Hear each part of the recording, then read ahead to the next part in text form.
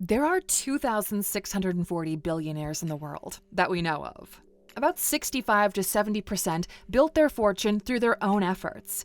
And at each pivotal point in their lives, these people had to make a decision that would change their lives. The road is far from easy. The forks are wide and varied, and what they decided could make their success but break their public perception. But their choices got them to where they are now. So let's have a look at them. Here are 15 life-changing decisions self-made billionaires had to make to build their fortune. Number 1. To see the ability to work as freedom, not imprisonment.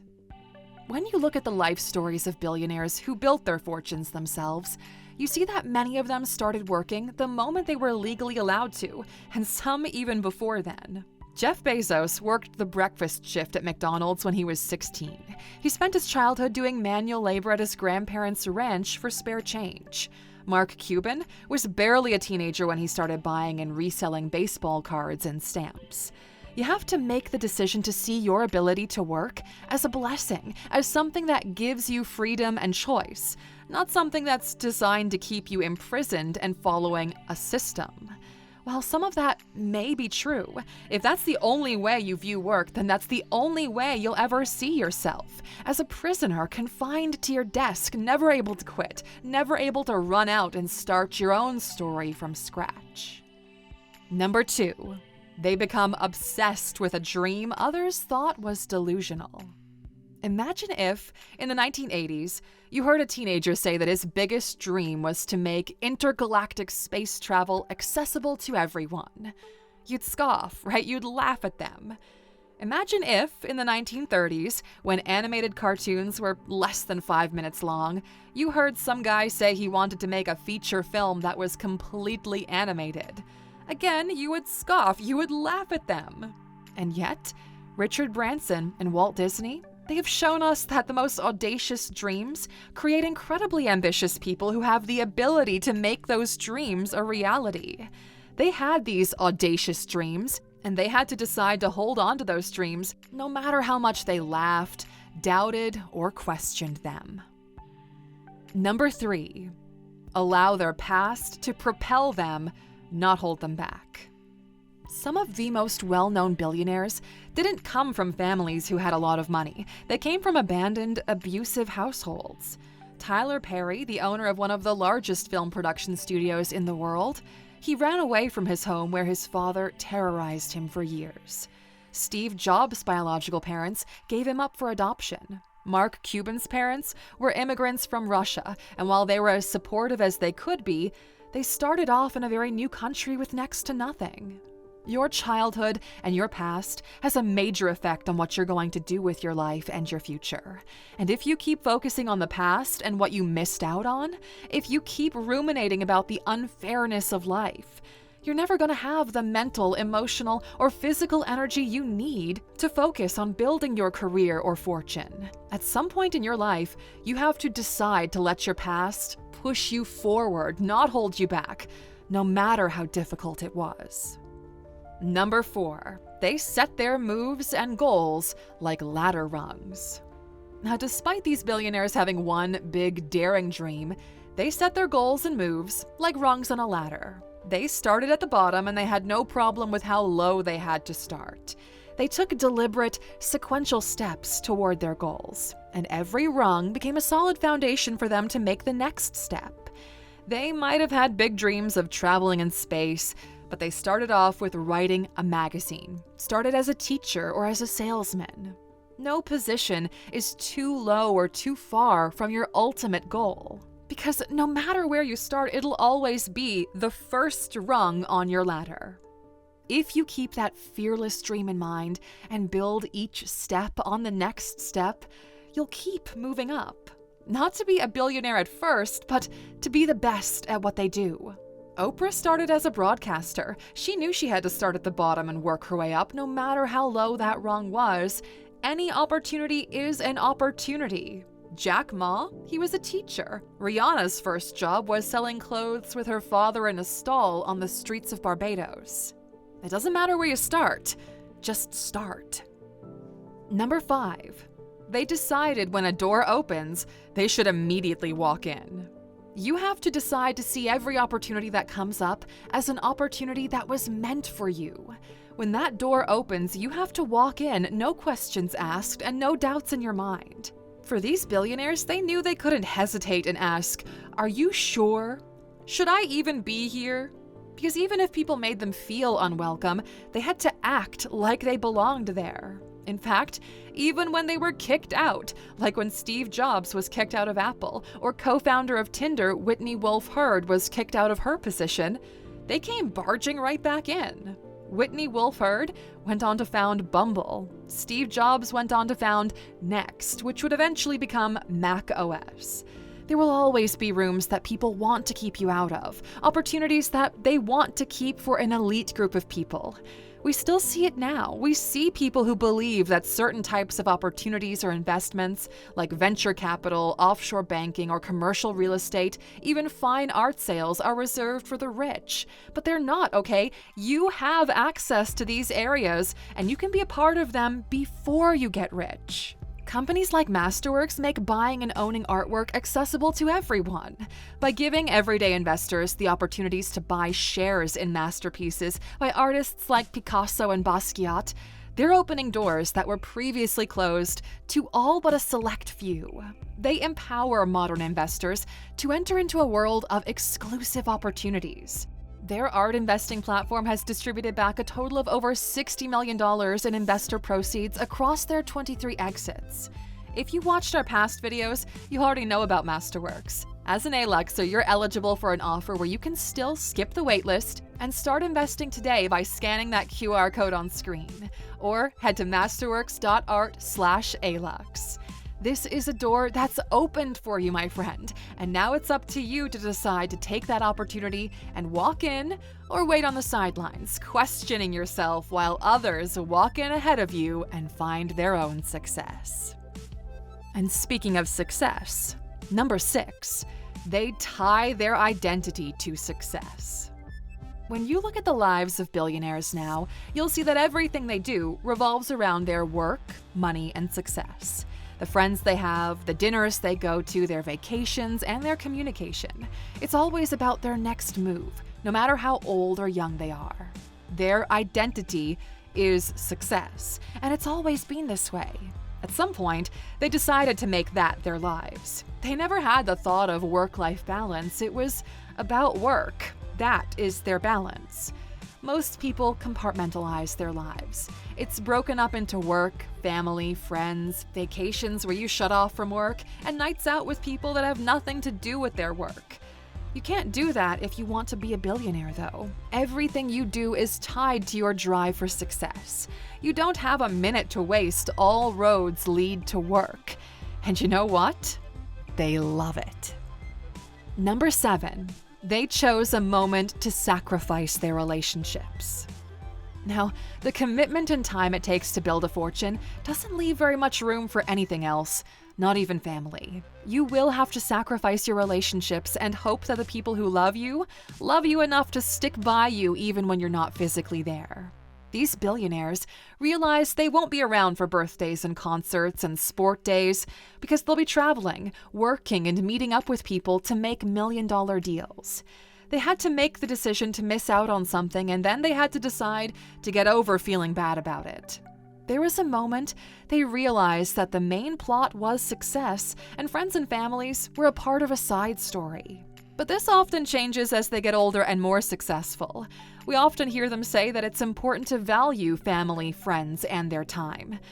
But the reality is there's not much space for that when you're still building your billion-dollar fortune. Number 8. They also decide to be proud, not ashamed of wanting more.